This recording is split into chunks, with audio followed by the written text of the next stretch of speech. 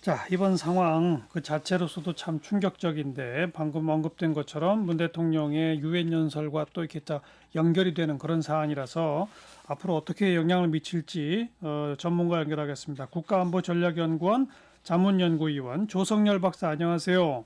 네, 안녕하세요. 네, 이게 지금 야권에서는 이미 제2의 박왕자 사건이다 이런 정도로 성격 규정을 하는데 상당히 큰 일이 터진 거죠. 예, 그렇습니다. 무엇보다도 민간인 공무원 신분이라 하지만 사실상 이제 민간인이 총격을 받고 사망했고 더군다나 시신을 이제 불로 태워서 없앴기 때문에 상당히 좀 심각하다 이렇게 볼 수 있습니다. 네. 지금 이게 국방장관도 보니까 이건 9.19 군사 합의 정신에 위배된다 이런 표현을 썼던데 그 점은 어떻게 생각하세요? 예, 사실 이렇게 군사 합의서에 보면은 해상에서의 적대 행위를 금지한다고 했을 때는 이제 주로 해안포라든지 함포를 가리키는 겁니다. 예. 그렇기 때문에 엄밀한 의미에서 남북 군사 합의 위반이라고 볼 수는 없지만 그러나 이제 군사 합의 정신 자체가 적대 행위를 포괄적으로 금지하는 것이기 때문에 정부에서 얘기한 것처럼 군사 합의 정신에 위반되는 것은 분명한 것 같습니다. 또 그 총격이 가해진 곳이 바로 완충 지역이라면서요? 예, 그렇습니다. 원래 이제 규정된 거는 완충 지역에서 해안포나 함포 사격을 안 하기로 돼 있긴 합니다. 그래서 그렇기 때문에 이제 명확하게 군사합의서 위반이라고 하기 어려운 점은 있는 건 사실인 것 같습니다. 네. 그리고 이제 포의 경우도 81mm 이하의 경우는 이제 규정이 안 돼 있고요. 주로 이제 대구경 포로 규정돼 있기 때문에 아마 국방부도 이 점 때문에 이제 군사합의 위반이라고 보지는 않는 것 같습니다. 그러나 정신을 위반한 것은 맞다 이런 그렇습니다. 해석이더군요. 북한이 왜 이렇게 했을까요? 예, 지금 북한으로서는 사실 이제 코로나19 사태가 매우 심각한 사태고요. 지금 이미 이제 8월 말에 사회안전성에서 이 포고문을 발표해가지고 접경 지역에 접근하면은 즉시 사살한다는 포고문이 나온 바가 있습니다. 그렇기 때문에 사실은 넓게 보면은 이게 예외적인 사태는 아니고요. 이미 북중 국경 지역에서도 이런 사태가 났고 또 실제로 특수부대가 1km 내지 2km의 완충 지역을 설정해서 여기에 들어오는 이제 밀수업자들, 주로 북한 사람들인데요. 북한 사람들이 중국에 갔다가 넘어오다가 걸려가지고 사살된 경우도 있습니다. 그리고 우리 측이 지금 북측에 여러 가지 통보도 하고 또 의견도 묻고 입장도 묻고 하는데 아무런 응답을 안 하고 있다는데 이건 어떻게 해석해야 할까요? 예, 북한으로서는 특히 이제 앞서도 말씀이 있었습니다마는 9시경에 사살하고 사살하기 전에 그냥 한 것이 아니고요. 우리 이제 이번 민간인에 대해서 신병을 확보한 이후에 이제 월북 의사를 확인한 뒤에 상부에 보고했고 상부에서 사살 명령이 내려왔다는 거거든요. 아마 그런 면에서 본다면 이제 우리 정부 요구하는 책임자 처벌은 쉽지 않을 것 같고요. 또 북한에서는 과거 앞서 말씀드렸던 박광재 사건 때도 보면은 내부 규정에 의해서 한 부분에 대해서는 북한이 공식적으로 사과하거나 해명한 경우가 없습니다. 그렇기 때문에 아마도 제가 볼 때는 우리 측의 강력한 항의와 또 진상규명 요구가 있다 하더라도 북측이 아마 무대응으로 나오지 않을까 이런 생각을 합니다. 그런데 이렇게 사살 지시까지 내려간 걸 보면 최고 지도부 김정은 위원장까지 알고 지시를 한 거라고 봐야 됩니까? 어떻게 봐야 됩니까? 이게 만약에 이제 아까 말씀드렸던 일반 포기령이 안 나왔다면은 김정은 위원장까지 보고가 됐을 텐데 이 경우는 지금 이번 사태만 적용되는 것이 아니라 북중 국경이나 여러 가지 이제 해안선 이런 데다가 일반적인 포고령이 나온 거기 때문에 아마 일선 부대장 지휘관한테 권한이 위임됐을 거라고 봅니다. 그렇기 때문에 반드시 김정은 위원장의 동의를 얻었다 이렇게 보기는 어려울 것 같습니다.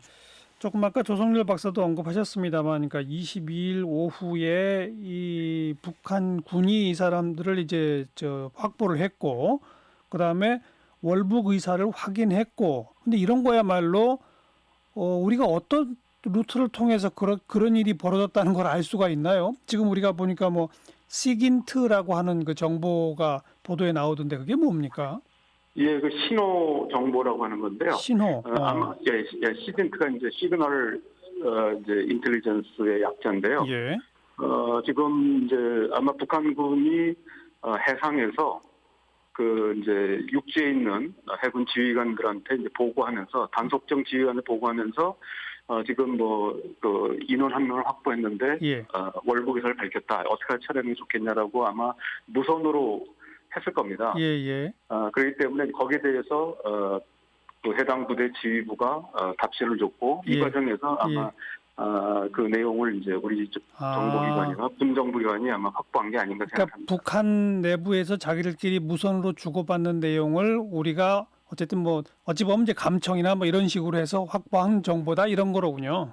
예, 뭐 그럴 가능성이 매우 높습니다. 실제 지상의 경우는 이제 무선으로 하지 않고 지금 예. 광통신으로 하기 때문에 도감청이 어려운 측면이 있지만 예. 해상의 경우는 이제 무선으로 하기 때문에 쉽게 예. 잡힐 수가 있습니다. 그렇군요. 그래서 아마 알겠습니다. 그 부분은 확실하게 확인이 된 것 같습니다. 네.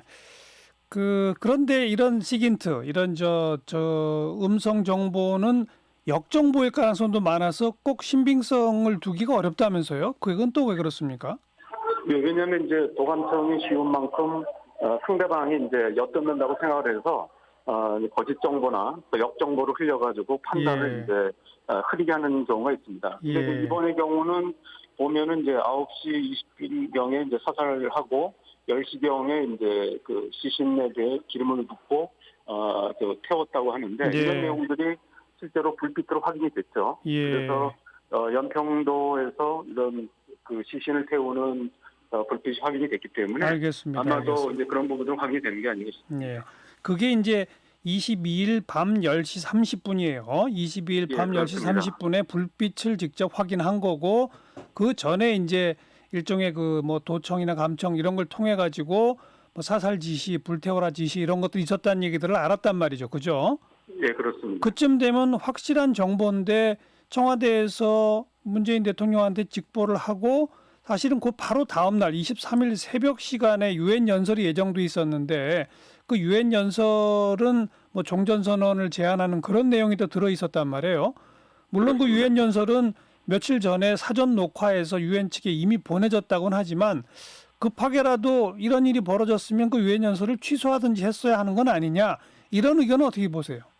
예, 사실 그게 굉장히 어려운데요. 사실 2008년도 박광자 씨 사건 때도 동일한 일이 있었습니다. 당시 이명박 대통령이 국회에서 시정연설을 하셨는데요. 예.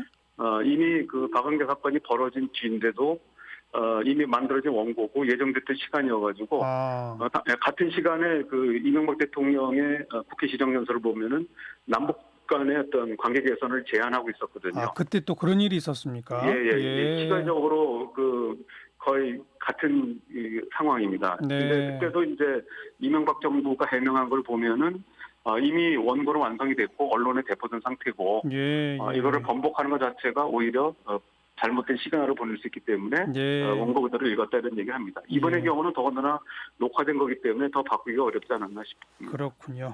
네. 앞으로 상당 기간 남북 관계는 더 얼어붙겠죠.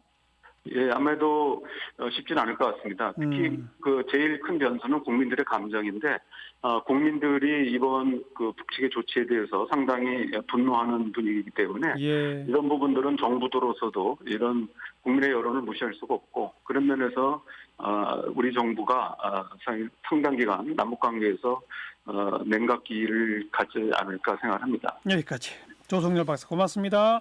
예, 감사합니다.